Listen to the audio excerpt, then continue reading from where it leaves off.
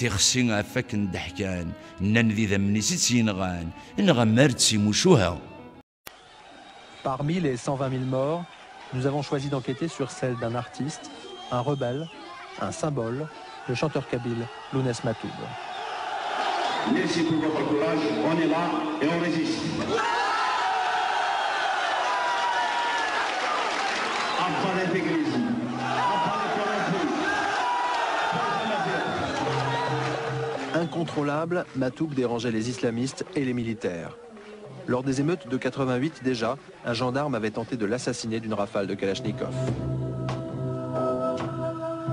Le 25 juin 98, il est à nouveau mitraillé sur une petite route de Kabylie, mais cette fois, il ne se relève pas. Officiellement, Matoub a été tué par les islamistes des GIA. Mais à son enterrement, toute la Kabylie est convaincue que c'est le pouvoir qui l'a tué.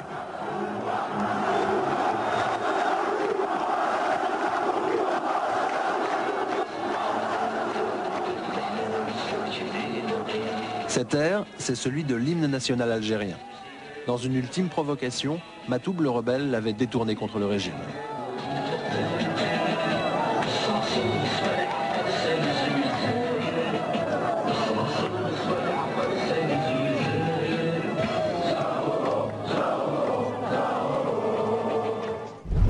Bonjour. Bonjour. Vous êtes journaliste à Canal+, l'un des réalisateurs de Algérie, La Grande Manip, diffusée dans l'émission 90 minutes, une enquête réalisée en octobre 2000 consacrée à l'assassinat de Matoub Lounès. Vous cassez la thèse officielle dans cette enquête de l'attaque menée par le GIA, le groupe islamiste armé. Tout d'abord, dans quelles conditions avez-vous réalisé cette enquête sur l'assassinat de Matoub Lounès ?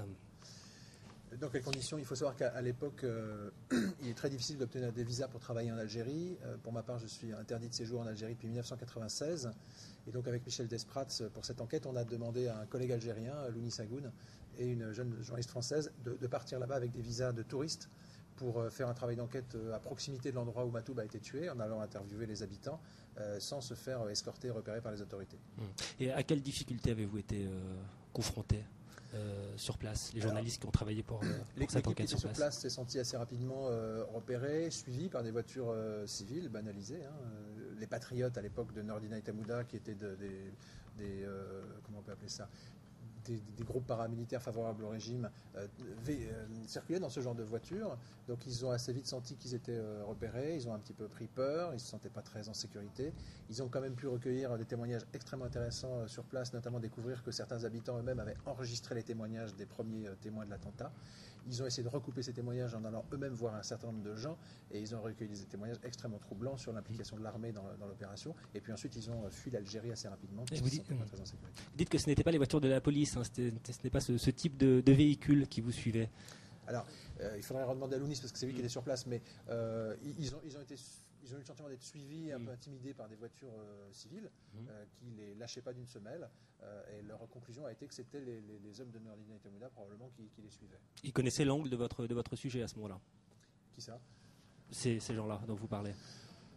On ne sait pas. Quand on a appelé Nordina et Tamouda au téléphone au cours de cette enquête, c'était l'un des principaux mis en cause par les témoins dans l'assassinat de Lounès Matoub. Il nous a dit clairement au téléphone qu'il savait exactement sur quoi on travaillait, qu'est-ce qu'on faisait, où on habitait, le nom de notre épouse. Enfin, manifestement, il était très bien renseigné. Quand on s'en est étonné, il a dit nos services secrets travaillent très bien en France, on a des infos. Donc manifestement, ça crée une certaine inquiétude en Algérie, cette enquête. Justement, vous mettez en cause ce responsable du RCD, Noureddine Haït Hamouda. À ce moment-là, de quels éléments vous disposez? Alors, d'abord, il y a des éléments extrêmement bizarres dans cet assassinat de Matoub officiellement attribué aux islamistes. Par exemple, l'épouse de Matoub, Nadia, raconte que sur son lit d'hôpital, la police vient prendre sa déposition, et quand on revient 2 jours plus tard pour lui faire signer sa déposition, une phrase a été ajoutée précisant que c'est le GIA qui a assassiné Matoub. Elle nous dit à l'époque, moi je n'ai jamais dit ça. Donc la police a rajouté cette accusation du GIA comme si on voulait absolument faire croire que c'était le GIA. Nadia, la jeune épouse de Matoub, qui a échappé par miracle à l'attentat, commence elle aussi à exprimer des doutes. Début juillet, elle se confie à la mère de Lounès Matoub. Elle m'a dit c'est des gens de l'État, mais ne le répète pas, sinon ils vont venir m'achever ici, sur mon lit d'hôpital. Dans les jours qui suivent ces confidences, la police va voir Nadia à l'hôpital. Officiellement, il s'agit de recueillir sa version de l'attentat, Mais quand elle signe sa déposition, une phrase a été ajoutée. Lorsqu'ils sont revenus pour que je signe le procès verbal, j'ai lu, effectivement c'est ce que j'ai raconté, mais après il y avait un tiret, je me rappelle très bien du tiret à la fin, une conclusion qui disait que c'est le GIA qui a assassiné donc Nunes. J'ai pas dit ça, qu'est-ce qu'il faut faire? Donc j'avais peur, pour moi, procès verbal ou pas procès verbal, je signe et qu'on me foute la paix, c'est tout. Donc je l'ai signé. Et c'est pas moi qui a dit ça. Le 6 août 1998, Nadia sort de l'hôpital et va se recueillir sur le lieu de l'attentat. À l'époque, elle et ses sœurs se sentent menacées. Elles cherchent désespérément à fuir vers la France. Le RCD, de plus en plus soupçonné d'avoir trempé dans l'attentat, leur propose un marché. Des visas pour Paris en échange d'une conférence de presse accusant les GIA. Pour la conférence de presse, j'avais une déclaration préliminaire à lire, que je n'ai pas écrit moi-même d'ailleurs. Donc c'était quelqu'un du RCD qui me l'a écrite. Et donc j'ai commencé la conférence de presse avec j'ai lu la déclaration. Après on m'a posé des questions sur la déclaration. Moi je disais toujours la même chose. Je répétais toujours la même chose. Oui, c'est le GIA. Un autre exemple, les habitants du coin interrogés sur place disent très clairement que l'armée était extrêmement présente le matin de l'assassinat, que les gendarmes sont passés voir les habitants pour leur dire de ne pas sortir de chez eux parce qu'il allait y avoir un ratissage. C'est une info qui a été recueillie par des habitants du village et confirmée par la maman de Matoub. Et puis dans l'heure qui a suivi, il y a eu l'attentat. Je précise ensuite que les gendarmes par ailleurs auraient dévié la circulation pour ne laisser passer que la voiture de Matoub et qu'elle tombe dans le piège mortel. Donc, en France, nous avons récupéré la cassette de ces enregistrements. Depuis des mois que la sécurité militaire a étudié le terrain, il y a un officier de la sécurité militaire qui est connu, et il venait chaque jour, et il fait du footing, et il est connu, il a des systèmes d'ailleurs, ça a été le cas de l'antisémison.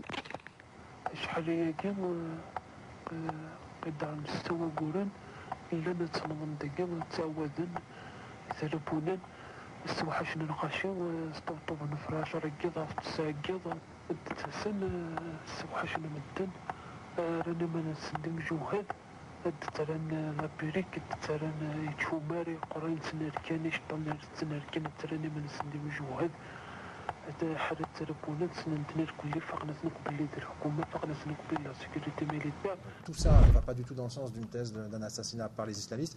Et dernier point, quand la population kabyle, ne croyant pas à la thèse officielle et mettant en cause le pouvoir et le RCD a demandé avec insistance à Nadia, l'épouse de Matoub, de faire une conférence de presse pour dire que Messi, c'était bien les islamistes. Et moyennant quoi, on lui a donné avec ses sœurs des visas pour Paris. C'est d'ailleurs à Paris qu'on les interviewait. Donc il y a plusieurs choses qui ne tiennent pas la route. Quant au rôle de Hamouda, apparemment il a été assez important pour faire revenir Matoub en Kabylie quelques jours avant son assassinat. Par ailleurs, Hamouda a un rôle personnel extrêmement précis après l'attentat, c'est qu'il va appeler tous les médias en France et Malika Matoub, la sœur du chanteur assassiné, pour vendre la thèse officielle, c'est le GIA, c'est le GIA, c'est le GIA. Malika, la sœur de Matoub au début, elle va croire à cette thèse au point de la véhiculer sur France 3, et puis quelques jours après il la rappelle pour la féliciter, et d'après ce qu'elle dit, c'est là où ça lui met la puce à l'oreille aussi. Il lui a dit en gros en haut lieu à Alger, on a beaucoup apprécié ton intervention, donc intervention qui crédibilisait la thèse les islamistes sont coupables, et donc je vais te les présenter quand tu vas revenir en Algérie. Donc manifestement elle a été un petit peu manipulée pour véhiculer cette thèse.